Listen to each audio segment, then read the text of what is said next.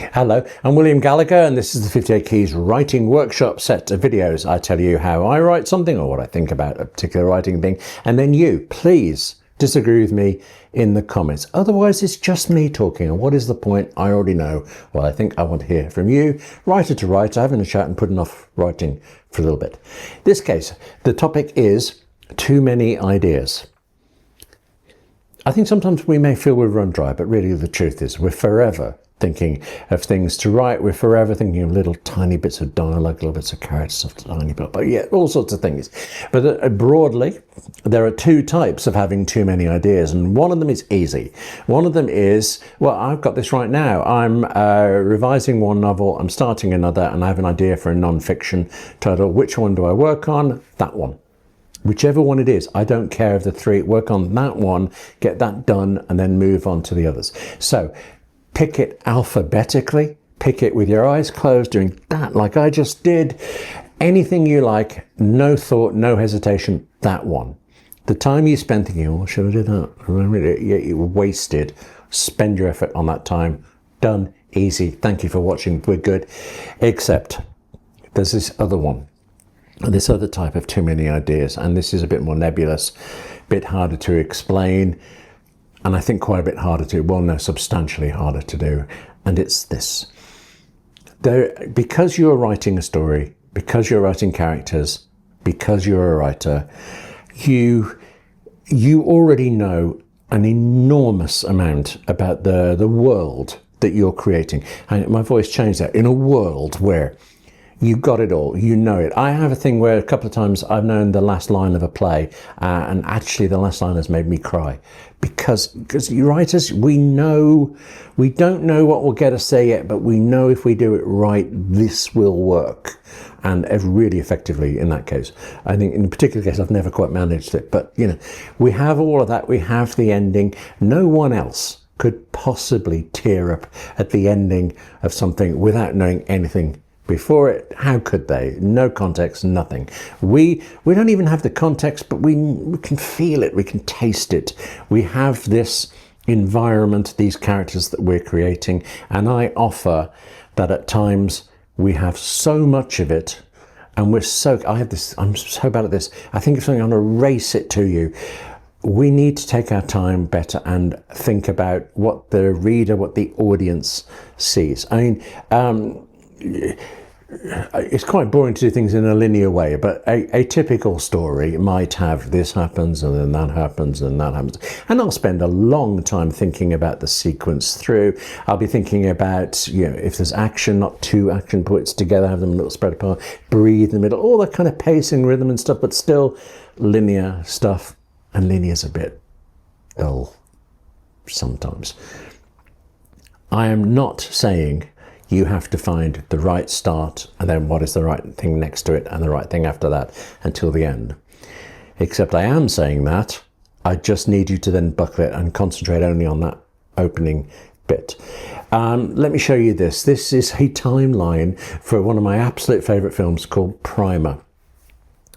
If you're listening to this rather than seeing it, then it's a straight line that then squiggles and squiggles and squiggles. It's just like a ball of string thrown together for it, and it's not random. It is actually the correct description of the film and the routes the plots take. It's time travel, so it's overlapping stuff. It's a great film, Primer. Just utterly adore it. But the thing is, for us as a viewer, we start at that beginning little nobule, that first point on its own, clear, that's where we go in, and then we follow all the rest of it. As writers, in our head is the whole thing. So we're looking at this bit, and this is great, but it's great only because that happened, and it's great because it's going to make that happen. We see it all, and we need to straighten it out in our heads and think, just take the perspective of what is the reader or the audience going to need to see first. And there's a kind of concomitant problem there. You're going in at some point, so you have to spend time. I mean, anytime you look at a story, why did that story begin at that point and not the characters the day before or 3 years later? Why there, precisely there? And there is always a reason. Finding that for a story of a script sets you up at the start, sets the audience up at the start, great. And then there's the going into all of the rest of this stuff, which can get messy and complicated. Think of things like what's the phrase, a Marvel extended universe or something, that just mass of detail. A newcomer to those films has to have a way in, and then later they can appreciate that that start wasn't what they thought it was, that it actually meant something else. That's nice. You could see that you appreciate this more because you know that you've seen that film, but it cannot be that you have to have seen the film to understand this film or this book. It cannot be that there is this smorgasbord of ideas and things that the audience is expected to fight their way through. You are in charge of taking them everywhere you want them to go. And the concomitant problem with that is there are going to be times when you can't, when there's something you know is brilliant, but it just cannot be fitted in without massive contrivance, without becoming a totally different story, without it probably being boring. You know, it's a fantastic thing. And yet, because it doesn't fit, it's like, why is this going on? And then your reader is out, your audience is gone for it. You know the phrase about killing your darlings? This is one thing where that's going to happen. You may well have to get rid of stuff. I don't believe in writing pandering to the audience. I don't believe in my writing what I think they'll like. I have to write what I like because I will do that better, and I have to hope, perhaps foolishly, that other people will like it. But in the sense of conveying that thing I like to the viewer, the audience, the reader, whatever it is, I think very much about what they see when. I spend a long time on this, and I've just recently been talking to people who have enormous worlds that sound great, but even talking to me, I was finding it very hard to understand why I would care. I mean, that bit was obvious, but why is this? Oh, and there's another thing. All that kind of stuff. Fantastic for us, impossible for the audience for it. It's nobody's job to read your work, to watch your work, to listen to it. It's our job to make them want to do it, and by just throwing things against the wall for it, I don't think we'll ever succeed.